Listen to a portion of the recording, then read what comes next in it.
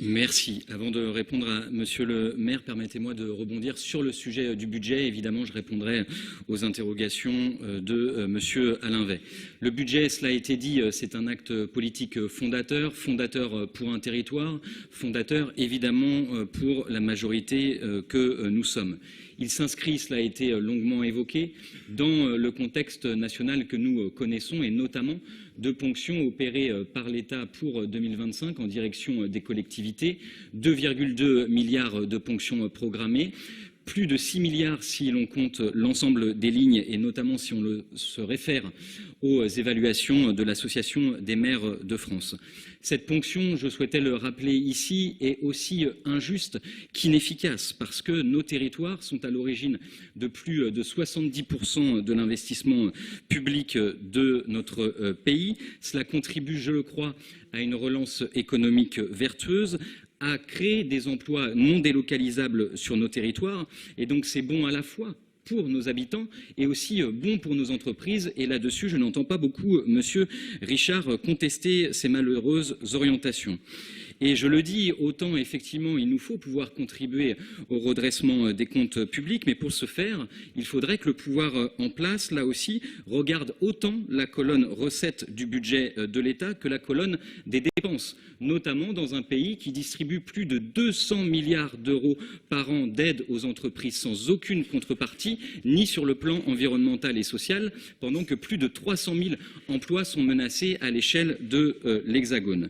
Et effectivement, c'est dans ce contexte turbulent que nous soutenons, le groupe des élus communistes et républicains, les orientations de ce même budget au service de nos habitants qui préparent l'avenir, que ce soit sur le volet évidemment du fonctionnement que de l'investissement, notamment sur les politiques publiques de l'eau et de l'assainissement. Je souhaitais souligner ici que depuis le début du mandat, grâce à notre engagement collectif, mais aussi l'écoute attentive de Madame la Présidente, nous avons opéré des inflexions majeures.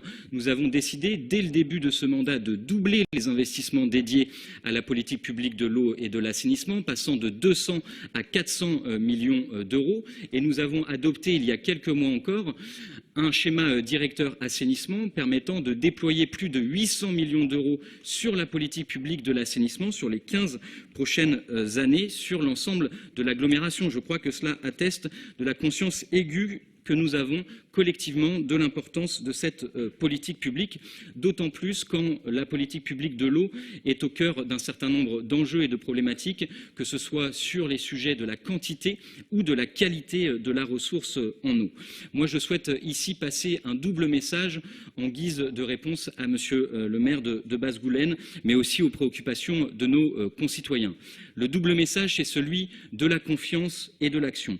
Confiance tout d'abord dans l'eau du robinet de Nantes Métropole, qui est le produit le plus contrôlé du pays. Quand je parle de l'eau du robinet, c'est le produit alimentaire du quotidien qui est le plus contrôlé dans le pays. Juste pour vous donner quelques chiffres, c'est 3000 analyses qui sont opérées par an à l'échelle de Nantes Métropole, aussi bien par l'exploitant qu'est la métropole et sa régie publique de l'eau, que par les autorités sanitaires.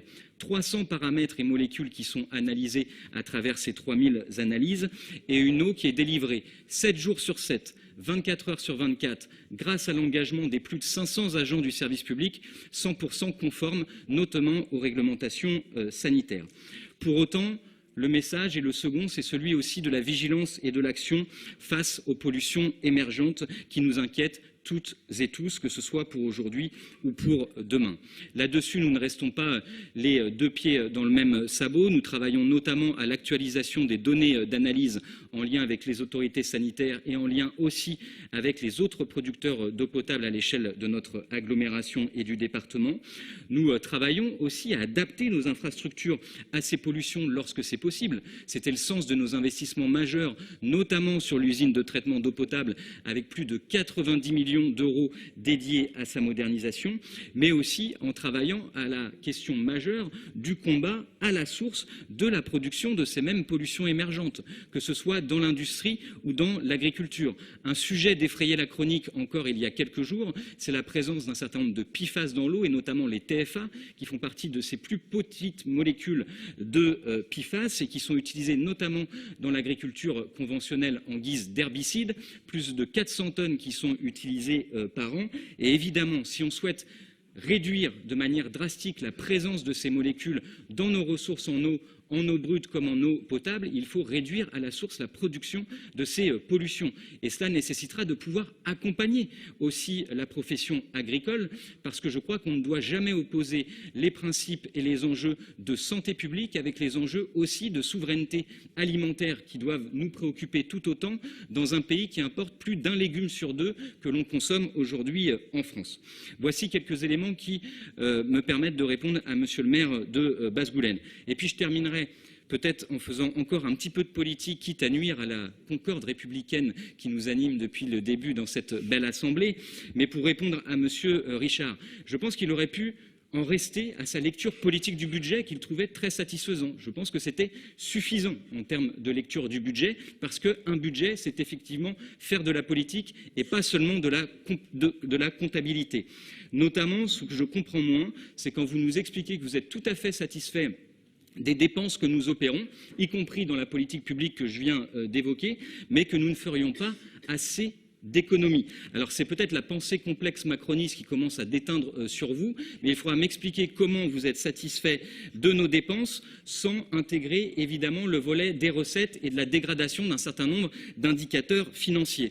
C'est comme se satisfaire des investissements sur nos politiques publiques de mobilité, des transports, de l'assainissement, de l'eau, sans évidemment accepter qu'il y ait les travaux en face. Donc je suis désolé mes chers collègues, je crois que la période appelle à un petit peu de nuance, un petit peu de cohérence, et évidemment la nuance peut s'exprimer à travers le vote de ce budget, mais on ne peut pas se satisfaire des dépenses sans évidemment convenir de la nécessité des travaux qui sont déclinés ensuite pour pouvoir justement les mettre en œuvre, justement pour répondre aux défis d'aujourd'hui et de demain sur l'ensemble de notre territoire. Je vous remercie de votre attention.